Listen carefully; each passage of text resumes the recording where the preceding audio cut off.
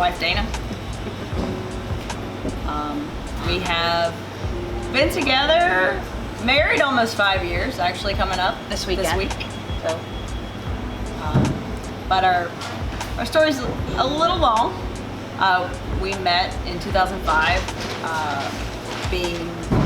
teaching at the same spot. Didn't talk to each other for that whole first year, really. Then taught summer school together and became fast friends. And we've been inseparable since. I accepted myself and came out right before I turned 30 in 2011 now. Kind of figured out I may have feelings for her. Kind of suppressed those, but that was okay. And then one day, It just happened naturally with us. So she's my person. We're meant to be together. And we've been inseparable since that summer.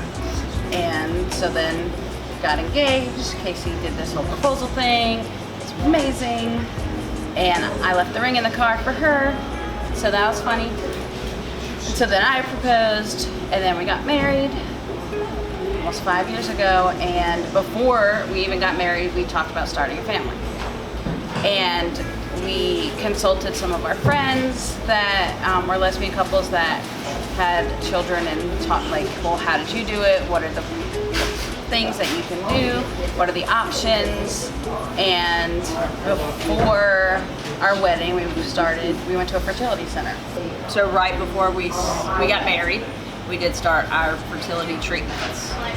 And we actually went through multiple ways of trying with 4 different tries of IVF. She tried, I tried, my eggs, her eggs, Donor eggs. donor egg.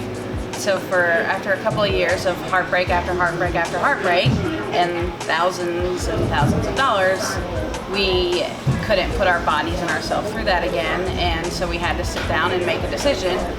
And one of the things that was always in the back of our mind is like, well, if this doesn't work, we can adopt. And it's like, not saying that it was like the second best option, but it was just, it's scary. Adoption is scary, and this is why we're still looking now, because it's harder for same-sex couples. It's harder for same-sex couples in the South. And so we have friends that have adopted in this state. We have friends that have adopted out of this state. We have adoptee friends. And so we just kind of rallied around our friends and asked all the questions and tried to decide if that was the plan we wanted to go for. And we took that leap 3 years ago around this time of year. We are starting our 3rd year of this journey for adoption. We are trying to what you call self-match or having private adoption. This works out best for same-sex couples in South Carolina because there are very few, if any, mostly any. There are no, I guess, agencies in South Carolina that will actually serve same-sex couples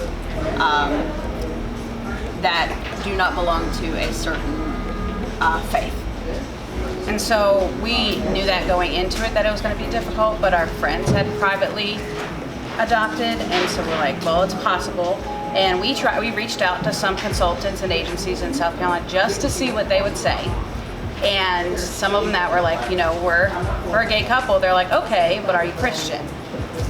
And you attend church regularly. We're like, no. So they're like, we're more of the spiritual vibe, you know? So they said no. And then other ones were like, we're a same-sex couple, and right off the bat, they're like, no, sorry, we don't work with you.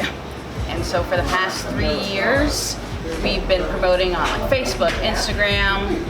Last year during the pandemic, we hopped on the TikTok bandwagon.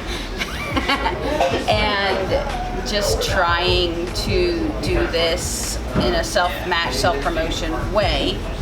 And throughout those 3 years, we've had a emotional scam, a financial scam, and a lot of ups and downs, and a lot of what I call, I was never really ghosted that much in my dating life, but being ghosted by expectant mothers is like pretty common.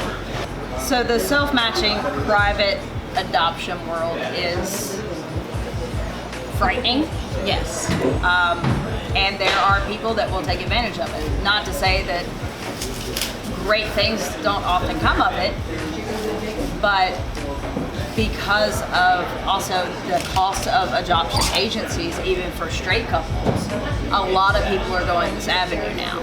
It's just like, it's hard to fight all of everything to be seen, and so just trying to find different ways to be seen.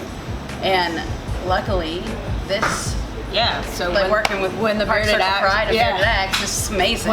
when they came to us and was like, hey, we would like to help you. Like, what do you think? Just the fact that if we could possibly get our name out there with a separate set of people, you know, a lot of times it's somebody knows somebody who knows somebody. And if we can just get out of that, our own circle, and get into somebody else's circle who knows somebody who knows somebody who knows somebody, that's kind of what we're hoping to gain from this. One of the most frustrating parts is that, like, we're just like anybody else. We're both teachers. Obviously, we both love children. We spend most of our days and dedicated our careers to working with students. Casey's teaching second grade. I've actually been with my students. This is my 5th year that I've looped with them. And just adding to our family, and that bringing a child into our family is one of the things that, like, that last checkbox on my list. I'm like, I have the perfect spouse, I have a great job, and I just have always wanted to be a mom.